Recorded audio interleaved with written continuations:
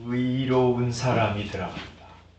하나님이 의로우신 하나님이시기 때문에 불의한 사람은 절대 천국에 들어갈 수가 없습니다. 그러면 어느 정도 의로워야 천국에 들어가냐? 완전히 의로워야 천국에 들어갑니다. 왜냐하면 조금이라도 불의한 것, 죄된 것 가지고 가면 거기는 이미 천국이 아니기 때문입니다. 그래서 온전히 의로우신 하나님이 계신 천국에 들어가려면 모든 사람들은 완전히 의로워져야 합니다. 그러면 사람이 완전히 의로워질 수 있나? 없습니다. 우리는 다 죄인으로 태어나서 죄를 물 마시듯 짓고 살아갑니다. 하루 동안에도 죄 안 짓고 살아가는 날이 없을 정도입니다. 그러면 사람은 의로워질 수 없고 천국에 들어갈 수 없겠네요. 맞습니다. 아무도 자기 힘으로는 이 세상에서 무슨 선한 일을 하거나 착하게 살려고 해서는 그것 가지고는 천국에 들어갈 사람이 아무도 없다 하고 말씀하신 것이 성경의 말씀 결론입니다. 한 사람도 자기 스스로는 천국에 들어갈 수 없기 때문에 그래서 하나님께서 사람을 위해서 구원의 길을 마련하신 것입니다. 하나님이 친히 자기 아들을 우리 위해 보내주심으로 구원의 길을 마련하신 것입니다. 그래서 이 갈라디아서 1장 4절에 보면 이렇게 이제 말씀하시는데 그리스도께서 하나님 곧 우리 아버지의 뜻을 따라 이 악한 세대에서 우리를 건지시려고 우리 죄를 대속하기 위하여 자기 몸을 주셨다. 그렇게 말씀하세요. 여러분, 이 한 구절이 말하자면 복음의 핵심이라고 할 수 있어요. 이 악한 세대에서 우리를 구원하시려고 우리 예수 그리스도께서 하나님의 뜻을 따라 이 세상에 오셔서 자기 몸을 들이신 것입니다. 십자가에서 자기 생명을 희생하셔서 그 예수 그리스도를 믿는 사람마다 구원을 받고 의롭다함을 받아서 완전히 의로워져서 하나님의 나라에 들어가게 하신 것입니다. 그런데 이 예수 그리스도께서 지금 2000년 전에 오셨지만 예수 그리스도를 구주로 받아들이고 의로워져서 하나님의 백성이 된 사람도 있지만 그 길로 걸어가는 사람도 있지만 그렇지 않고 여전히 그것을 거절하고 그게 무슨 구원의 길이야 하고 반대하면서 그래도 사람은 자기 힘으로 무언가를 성취하고 잘 살아야지 이렇게 생각하면서 살아가는 두 부류의 사람들이 있습니다. 그래서 이제 오늘 우리가 읽은 3장 6절부터는 이 두 사람들의 길에 대해서 말씀하고 있어요. 6절부터 우리 9절 말씀까지는 이 예수 그리스도, 오신 예수 그리스도, 우리를 위하여 죽으신 예수 그리스도를 믿음으로 받아들이고 살아가는 사람에 대해서 말씀하시고 10절부터 12절까지는 그건 아니야 이렇게 생각하면서 무언가 선하게 하나님의 법을 행함으로 의롭다함을 받으려고 하는 사람들의 길에 대해서 말씀하고 있어요. 그런데 믿음으로 예수 그리스도를 받아들이고 사는 사람들은 복을 받는 사람들이라고 8절, 9절에서 말씀하시고 율법 행위로 무언가 의롭다함을 받으려고 하는 사람들은 저주 아래에 있는 사람들이다 하고 10절에 말씀하고 있습니다. 이 두 부류의 사람들이 있는데 먼저 말이죠. 첫째 부류의 사람들, 하나님이 우리를 위해서 자기 아들을 보내주신 것을 믿음으로 받아들여서 살아가는 사람들에 대해서 이제 6절부터 9절까지 말씀하고 있다고 말씀드렸잖아요. 그런 사람이 복이 있다고 말씀하시는데, 그러면 그런 사람들은 말이죠, 갑자기 예수님 오신 다음에 신약 시대에 시작된 삶의 방식이냐? 그렇지 않다는 거예요. 하나님께서 인류를 구원하시려고 오래전에 아브라함이라고 하는 사람을 부르셨는데, 그때부터 믿음으로 의롭다 하고 하는 방식의 삶을 시작하셨다는 말이에요. 그러면서 이제 여기 이렇게 말씀하시잖아요. 3장 6절에 아브라함이 하나님을 믿음에 그것을 그에게 의로 정하셨다 함과 같으니라, 이렇게 말씀하시는데, 이 말씀은 말이죠, 우리 창세기 15장에 그 말씀이 그대로 나와요. 첫 번째 책이 창세기잖아요. 창세기 15장 6절에 보면 이렇게 말씀하세요. 아브라함이 여호와를 믿으니 여호와께서 이것을 믿은 것을 그의 의로 여기셨다, 이렇게 말씀하세요. 여러분, 이제 하나님께서 아브라함을 75세 갈대아 우르에서 부르셔가지고 가나안 땅으로 데려가셨어요. 그래서 이 죄로 가득한 세상 속에서 온 세상을 구원하시려고 한 사람을 부르신 거예요. 그리고 그를 통해서 이 가나안 땅에 하나님의 나라를 새로 세우기 시작한 거예요. 그리고 이제 그에게 아들을 주시겠다고 약속하셨는데, 시간이 지나도 아들이 태어나지 않는 거예요.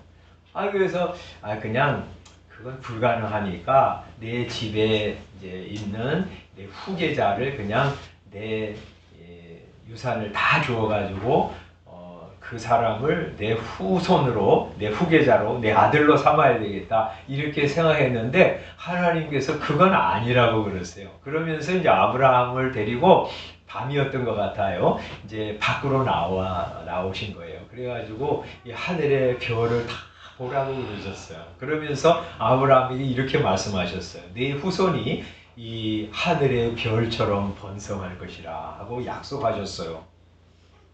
아들 하나도 없는데. 그러면 이제 아브라함이 아들 하나도 없는데요? 그렇게 안 믿을 거 아니에요? 그런데 아브라함이 하나님을 믿었어요.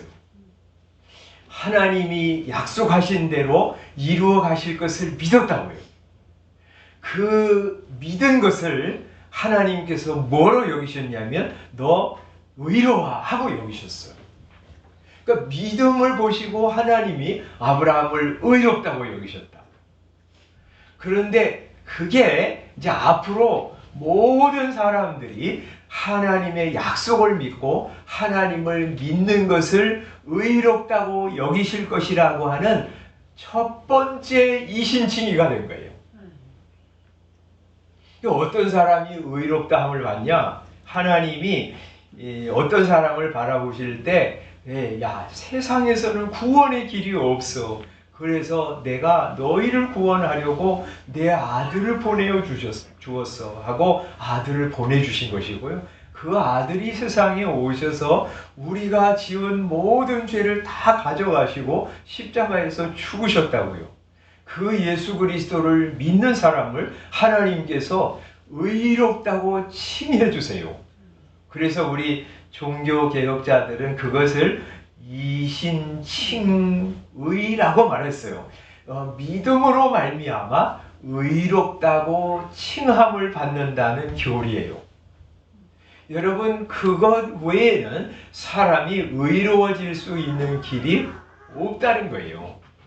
그래서 이 예수 그리스도를 구주로 믿고 의롭다 함을 받는 사람은 꼭 아브라함이 그랬던 것과 같이 의롭다 함을 받는 거예요. 그래서 이제 로마서 3장으로 돌아오면 3장 8절에 이렇게 3장 7절에 이렇게 말씀하죠. 그런즉 믿음으로 말미암은 자들은 아브라함의 자손인 줄 알지어다. 아브라함도 믿음으로 의롭다함을 받았기 때문에 믿음으로 예수 그리스도를 구주로 믿는 사람은 꼭 아브라함의 자손들이라는 거예요. 여러분, 아브라함의 자손이라고 생각하면 보통 유대인, 이스라엘 백성들을 이야기하잖아요. 그런데 그렇지 않다는 거예요.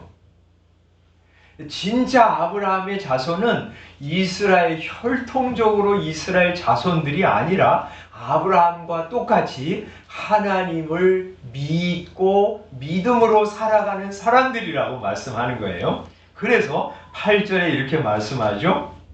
하나님이 이방을 믿음으로 말미암아 의로 정하실 것을 성경이 미리 알고 먼저 아브라함에게 복음을 전하되 모든 이방인이 너로 말미암아 복을 받으리라 하였느니라. 그러므로 믿음으로 말미암은 자는 믿음이 있는 아브라함과 함께 복을 받느니라. 이렇게 말씀하세요.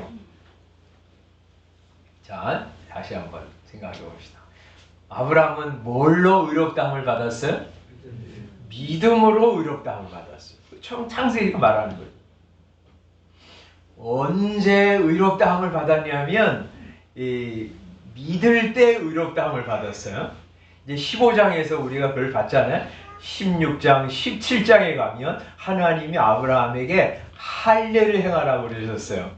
근데 할례를 행하기 전에 아브라함은 이미 믿음으로 의롭다함을 받은 거예요. 그러니까 유대인들이, 이스라엘 백성들이 할례를 받아서 내가 하나님의 자녀다 이렇게 생각하는데 그건 철저히 오해라는 거예요. 그리고 430년 후에, 아브라함 다 죽은 후에 하나님이 이스라엘을 애굽에서 건져내셔가지고 시내산이라고 하는 곳에 데려가셔서 거기서 모세를 통해서 하나님의 율법을 주셨어요. 이렇게 살아라 하고 율법을 주셨어요. 십계명을 포함해서. 그러니까 십계명을 받기 전에 이미 하나님이 믿은 아브라함을 의롭다고 하신 거예요. 그러니까 율법을 다 준행해서 의롭다함을 받는 것이 아니라는 거예요. 아브라함과 똑같이 하나님을 믿는 사람을 하나님께서 의롭다고 칭하시고 그에게 복을 주시는데 어떤 복을 주시는 것이냐? 아브라함의 자손이 되는 복, 우리를 향해서 죄인임에도 불구하고 너는 의롭다고 하고 여겨주시는 복, 하나님의 자녀가 되고 천국을 소유한 사람이 되는 복을 주신다고 약속하시는 거예요. 그런데 이제 로마서로 다시 돌아왔잖아요. 근데 그런 방식을 반대하는 사람들이 있어요. 그 사람들이 이 당시에는 이제 유대인들이었는데 10절에 보면 이 사람들은 율법을 지켜서 하나님의 법을 지켜가지고 구원을 얻으려고 했어요. 그런 사람들은 10절에 뭐라고 말씀하냐면 율법 행위에 속한 자들이라고 말씀하는데 그들은 저주 아래 있을 수밖에 없다고 말씀하세요. 왜 그러냐면 누구든지 율법책에 기록된 대로 모든 일을 항상 행하지 아니하는 자는 저주 아래에 있는 자이기 때문이다. 이렇게 말씀하세요. 여러분, 하나님의 법은요, 그것으로 의롭다함을 받으려고 하면 몇 가지 조건이 필요해요. 뭐냐 하면 그것을 모든 율법을 다 지켜야 돼요. 그렇지 않으면 죄인이에요. 여러분 그렇지 않습니까? 어떤 사람이 살인도 안 저지르고 간음도 안 했지만 도둑질 했으면 그 죄인이잖아요. 도둑질 안 하고 착하게 살아도 그래도 사기를 치면 그 죄인이잖아요. 하나님이 우리에게 주신 모든 말씀을 다 준행해야 죄인이 아니라 의인으로 하나님 앞에 설 수 있는 거예요. 두 번째는 그 일을 평생 그렇게 행해야 돼요. 그래서 뭐라고 그러세요? 항상 행해야 된다고 말씀하세요.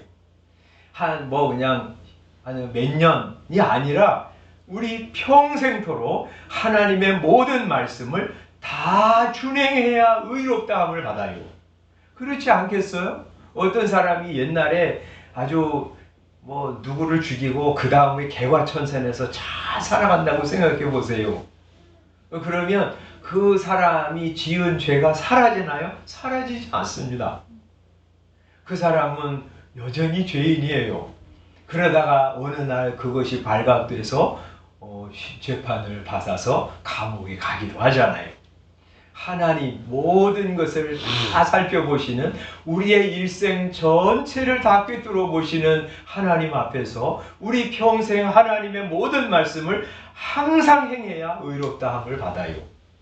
또 그것이 외적으로 겉으로 사람들 보기에 아주 말씀을 잘 준행한 것만으로도 부족해요.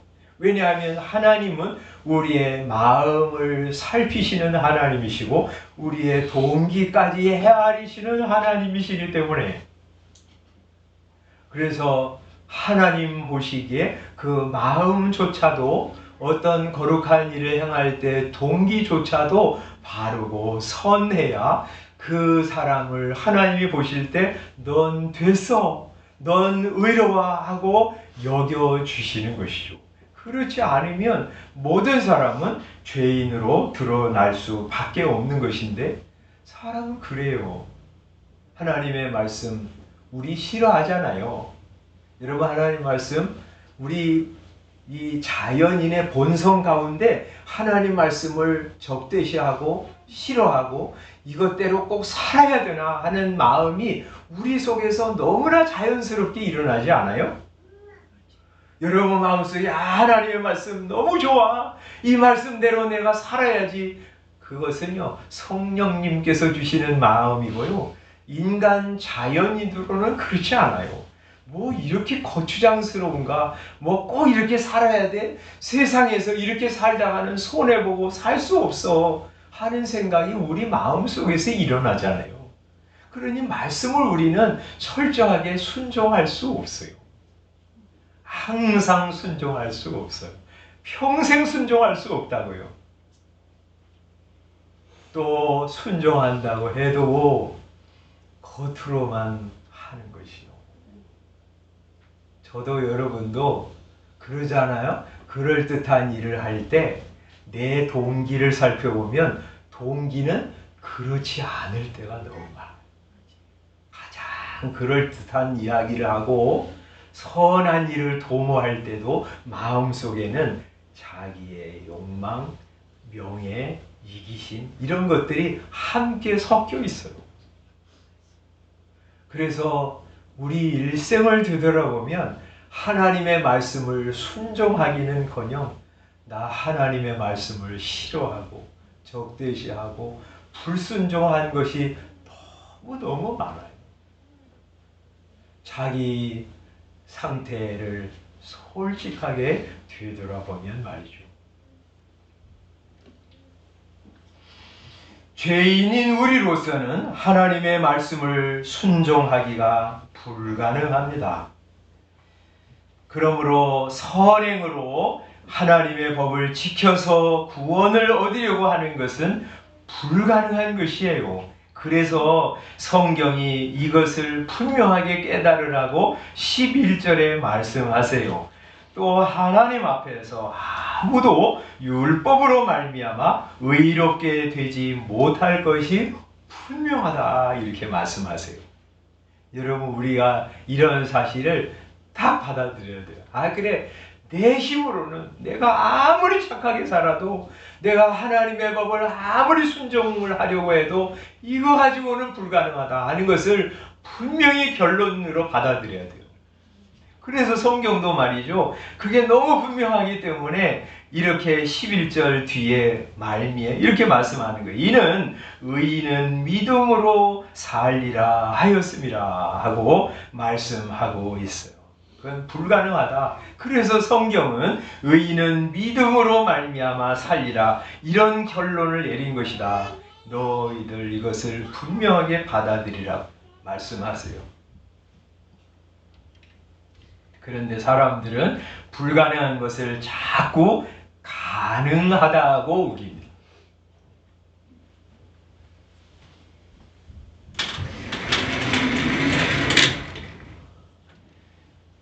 수십억 불신자들이 있습니다. 전부 어떤 생각을 갖냐면 뭐 천국 없다고 생각하면서 살지만 그래도 말이죠.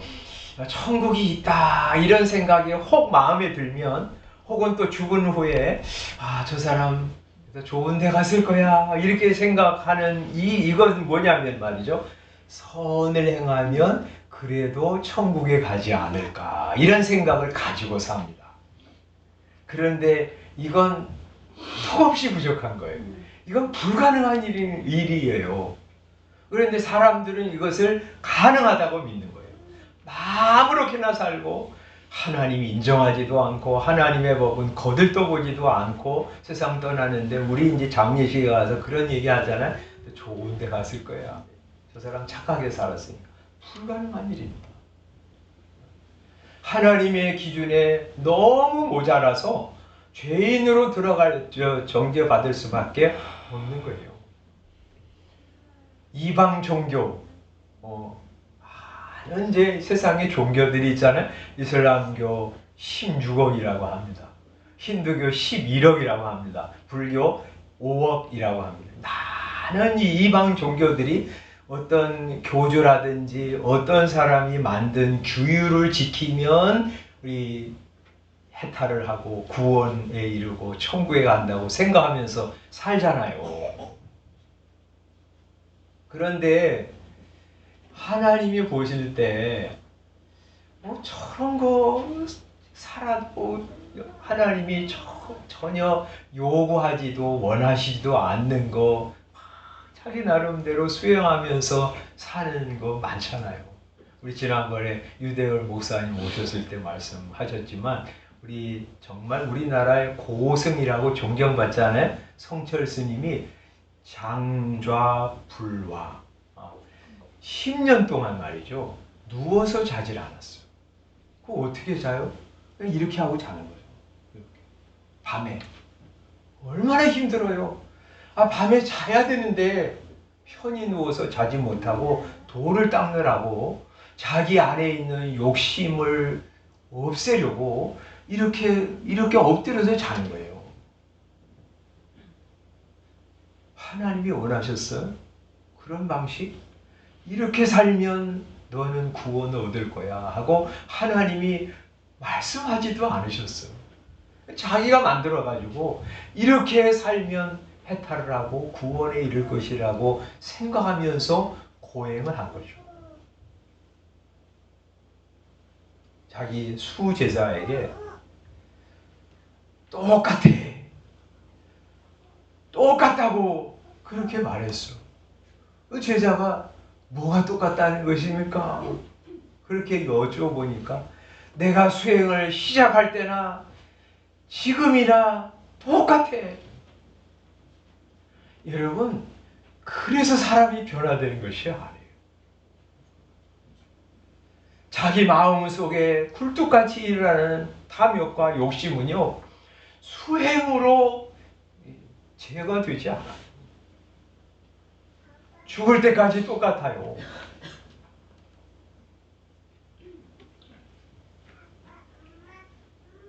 그래서 말이죠. 이방 종교는 이런 방식으로 구원을 얻으려고 하지만 이것은 불가능한 일입니다. 유대인들은요, 율법을 준행하는 것이 의롭게 되는 일이라고 생각했습니다. 그러나 이것은 불가능한 일입니다. 그죠? 불가능. 불신자는 말할 것도 없고 이방 종교를 믿는 사람도 말할 것도 없고 유대교를 믿는 사람들도 율법을 준행해서 의롭다함을 받으려고 하면 평생 걸쳐도 불가능하고요. 그 사람이 수천 번 다시 태어나도 그것은 불가능합니다. 성경은 딱 결론을 짓습니다. 율법 행위로 의롭다함을 받으려고 하는 사람들은 저주 아래 있을 수밖에 없다고 딱 결론 짓습니다.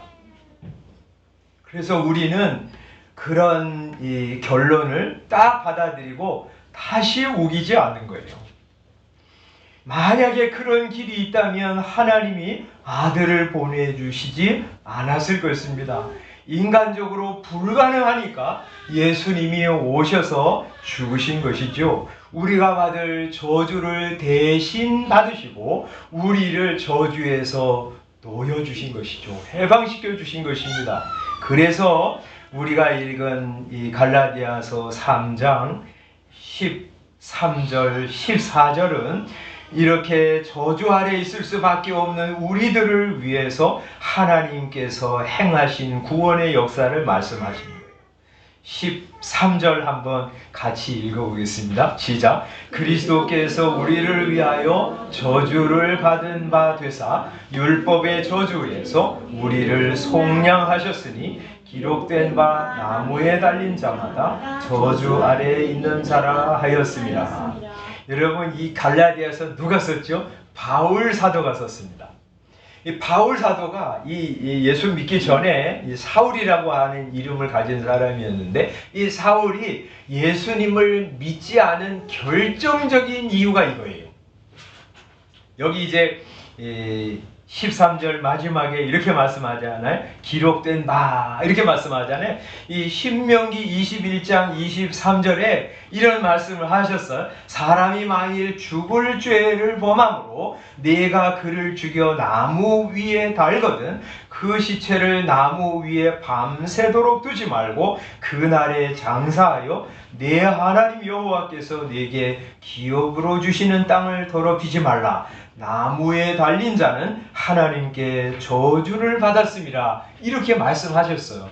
이 신명기 이 말씀을 너무나 잘 알고 있는 바울 사도는 이 예수를 바라보면서 그가 이 세상에 와서 병자를 고쳐주고 귀신 들린 자를 온전케 하고 하나님의 말씀을 잘 전하는 거 인정하더라도 결국에는 어떻게 죽었냐면 나무에 달려서 죽었어요. 십자가에서. 그거 바라보면서 이 사울이라는 사람은 저 사람은 저주받은 사람이야 이렇게 딱 정한 거예요. 저주받은 사람이 어떻게 다른 사람을 구원할 수 있겠어요? 지도 저주받았는데. 그래서 이 사람은 이 거짓된 선지자라고 그는 딱 단정 지은 거예요. 그래서 예수를 따르는 사람 저 미친놈들 나쁜 놈들 이 거짓 선지자에게 속아가지고 이상한 것도 퍼뜨리는 자들 이렇게 생각한 거예요. 그래서 예수 믿는 사람들 잡아가둔 거예요. 그래서 예수 모독하게 하고 막 그런 거죠. 결정적으로 사울이 예수를 못 믿은 이유가 이거예요. 그런데 예수님을 만나고 나서 여기에 놀라운 비밀이 담겨 있다고 하는 것을 깨달았어요. 예수는 정말 저주받은 것이 분명해요. 그런데 자기가 잘못해서 저주를 받은 것이 아니라 우리가 잘못한 것 때문에 대신 저주를 받은 것을 알게 되었어요. 내가 저주 아래 놓여 있다가 하나님의 영원한 저주를 받을 수밖에 없는 존재였는데 우리 예수님께서 내가 받을 저주를 대신 받으신 것이구나 하는 것을 깨닫게 되었어요. 그러자 이 말씀이 엄청난 복음으로 그에게 다가온 거예요. 그래서 뭐라고 말씀하세요? 그리스도께서 우리를 위하여 저주를 받은 바 되사 율법의 저주에서 우리를 값을 치르고 건져내셨다 하고 고백하고 있는 것이죠. 그래서 바울 사도는 이제 예전에 싫어하고 미워하고 없애려고 하던 예수, 그 예수의 증인으로 살기 시작합니다. 마지막 6장 14절에 바울 사도는 뭐라고 자랑하면서 고백하냐면 그러나 내게는 우리 주 예수 그리스도의 십자가 외에 결코 자랑할 것이 없다. 그리스도로 말미암아 세상이 나를 대하여 십자가에 못 박히고 내가 또한 세상을 대하여 그러하니라. 십자가에 못 박혔다 하면서 그 예수 그리스도를 증거하는데 자기 전 생애를 드린 것이. 이 아침에 내가 받을 저주를 대신 받으신 예수 그리스도, 그 예수님 때문에 내가 복받게 되었구나. 의롭다고 칭함을 받게 되었구나. 그 저주받으신 예수님 때문에 내가 하나님과 화평하게 되었구나. 하나님을 아버지라고 부르는 하나님의 자녀가 되었구나. 나 천국 백성이 되었구나. 그거 감사하면서 찬송하는 여러분 되시기를 바랍니다. 그리고 그 예수 그리스도께서 피 흘려 죽으신 십자가의 은혜 생각하면서 성찬 예식에 참여하는 여러분 다 되시기를 주님의 이름으로 축원합니다. 기도하겠습니다.